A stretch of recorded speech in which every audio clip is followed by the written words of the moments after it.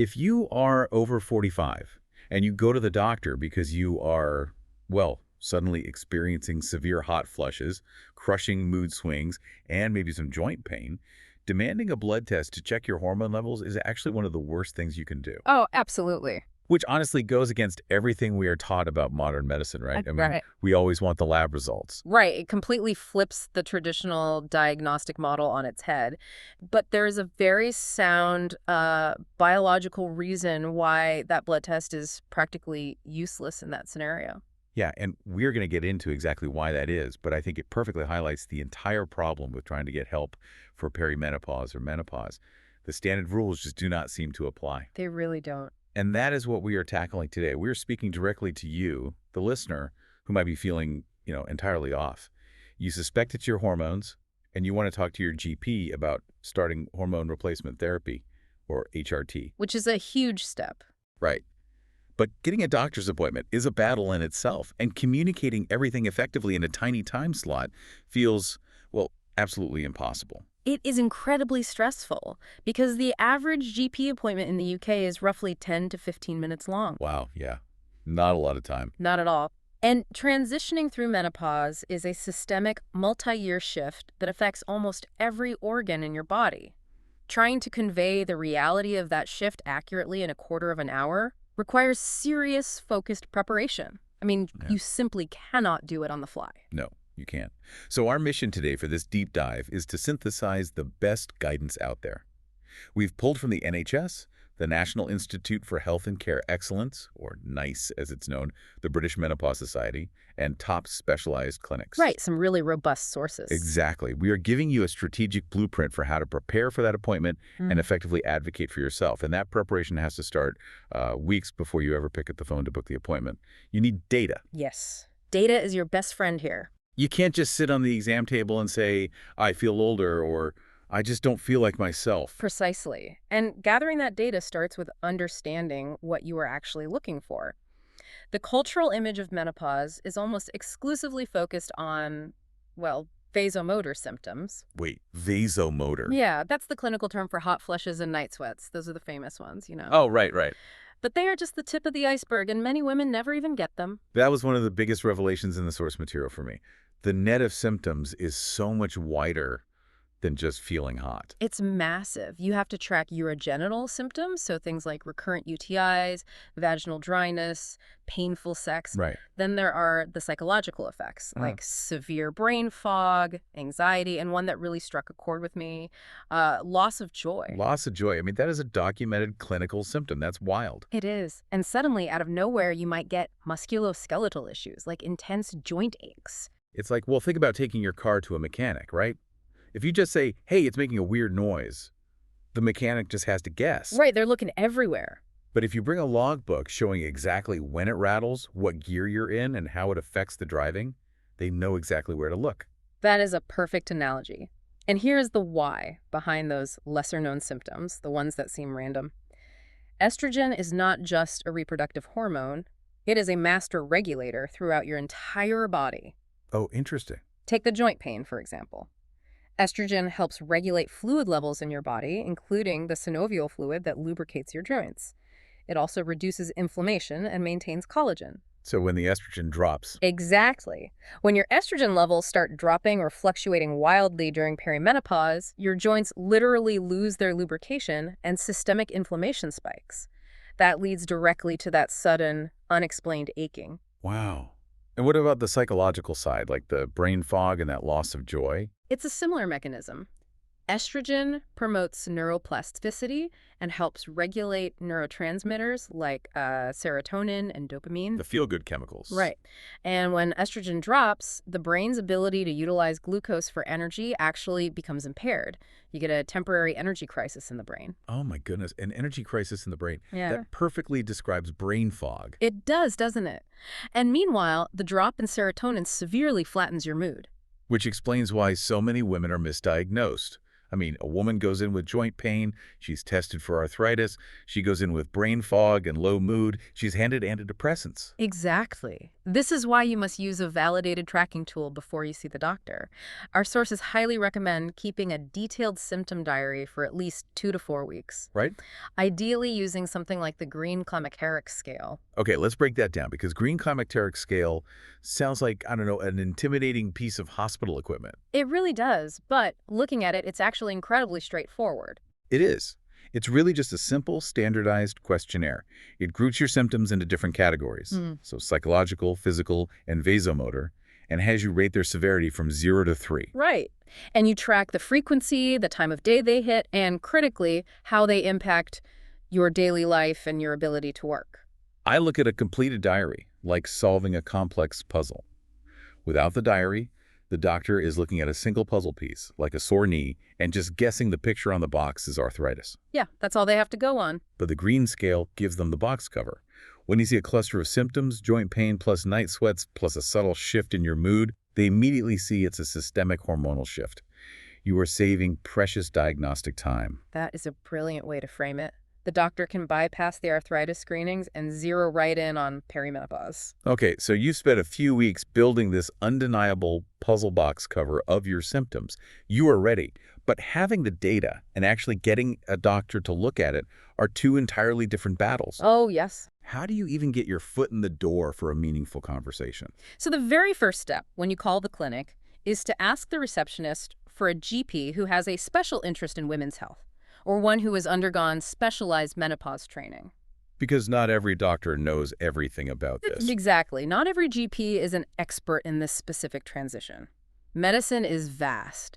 You want to find the practitioner in your local practice who actively keeps up with this field. Right. Secondly, request a longer or double appointment. You have a lot of ground to cover, and you really don't want to feel rushed.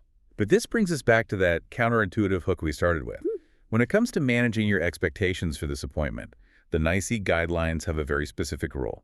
If you are over 45, you should not expect a hormone blood test. No, you shouldn't. In fact, they specifically advise against using them for diagnosis. Wait, no blood test. That still feels counterintuitive.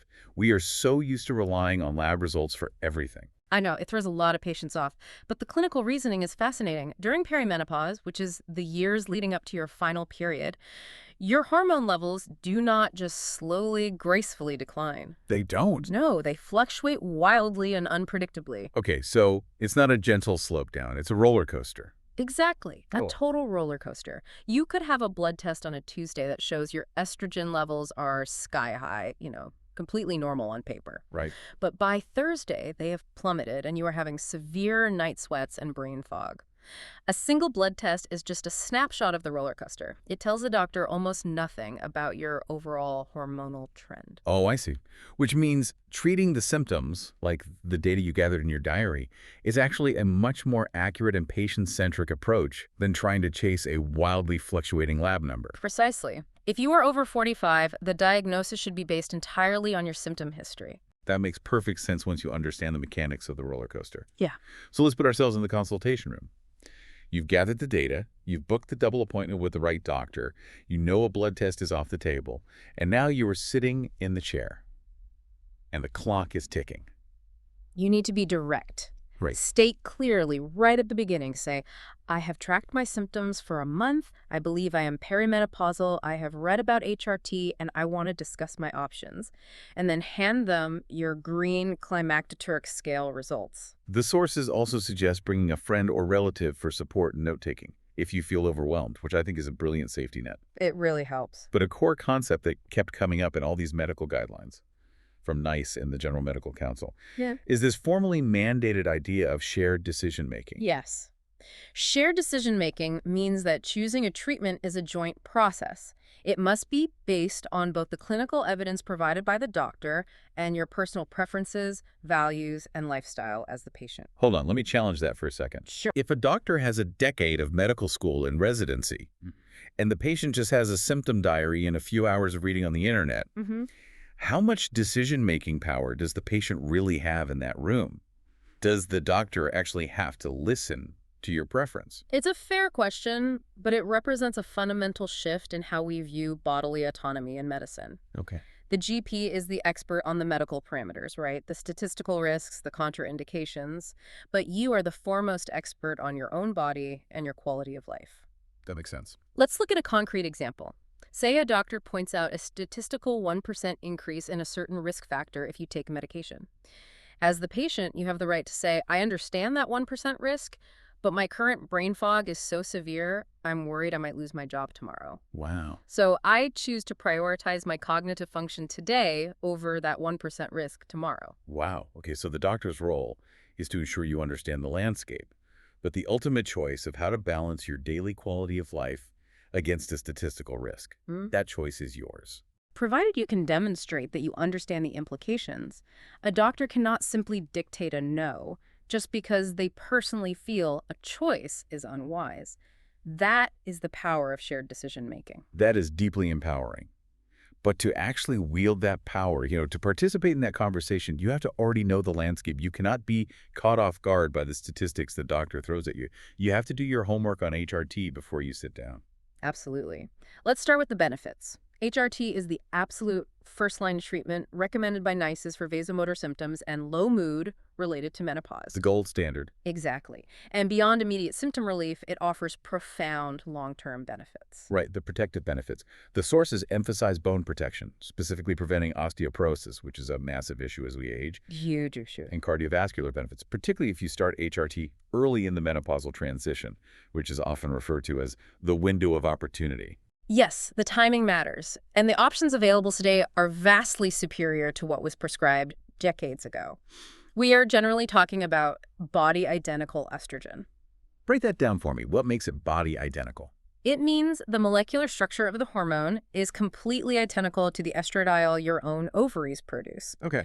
It is usually derived from yam plants. And critically, the primary recommendation is to deliver it transdermally. Meaning through the skin. Right, via a patch, a gel, or a spray. See, this was another mind-blowing detail for me. Yeah. Why does it matter if you absorb it through the skin versus just swallowing a pill? How does the physical delivery method change the safety profile?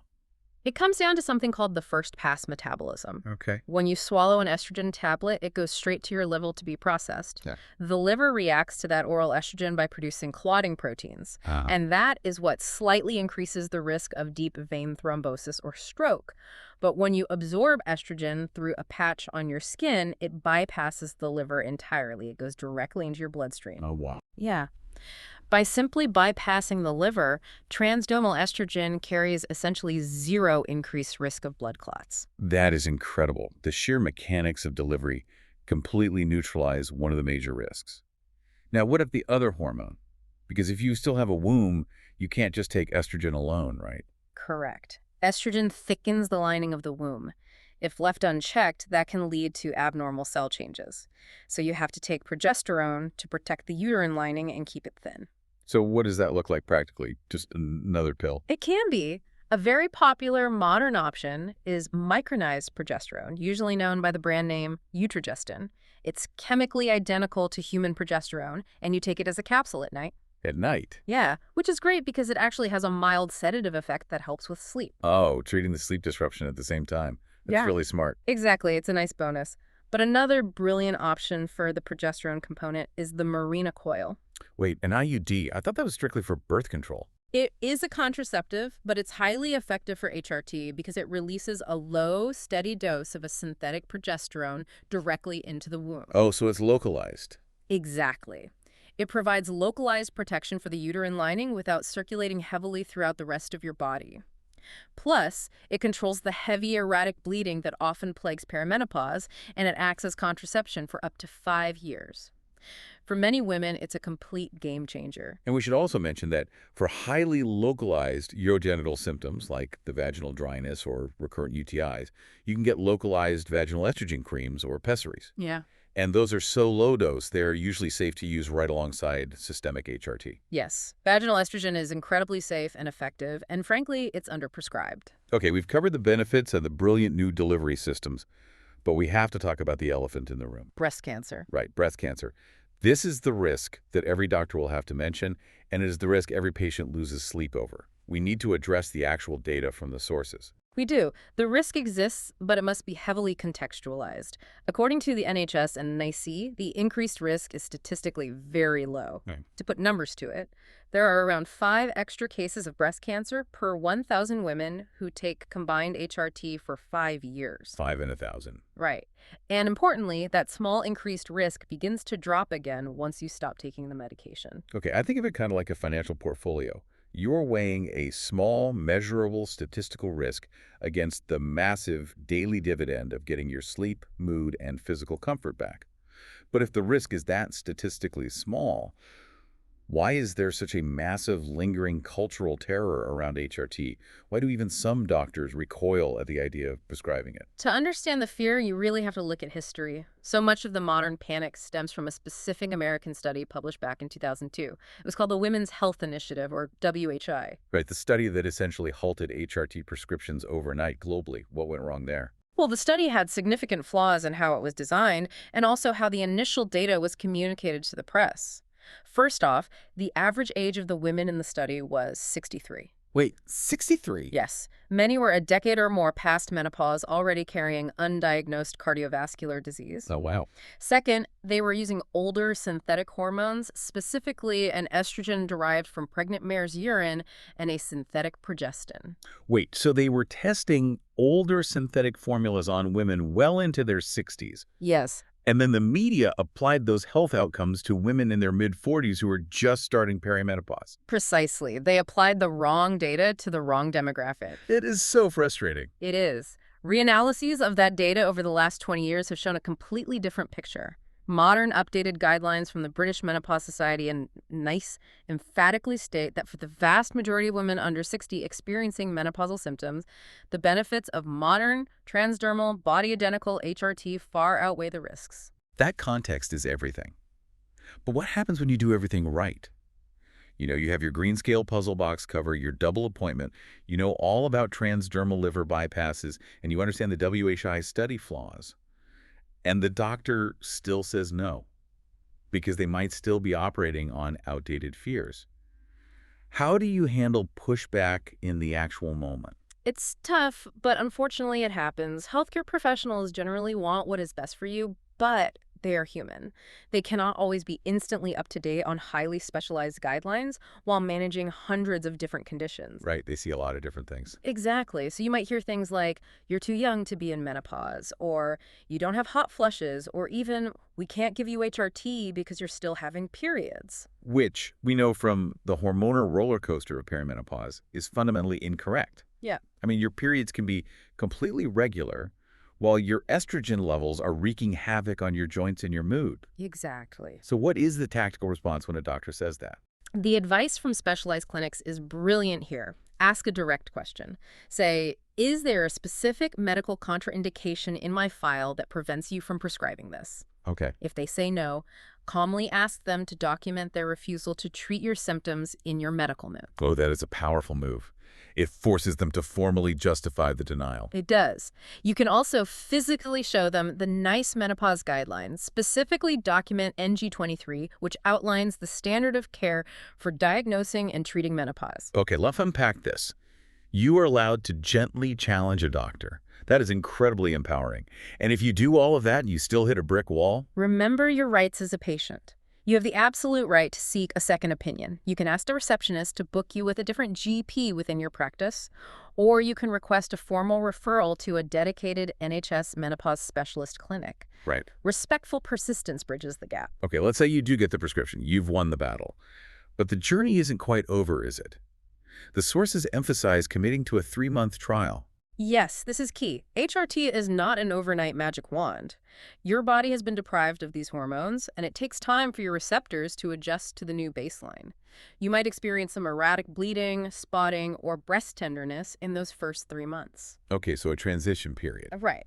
That is generally considered normal as your body adapts. But you shouldn't just suffer in silence if it feels wrong. Absolutely not. If heavy bleeding continues past that 3-month mark, you must report it.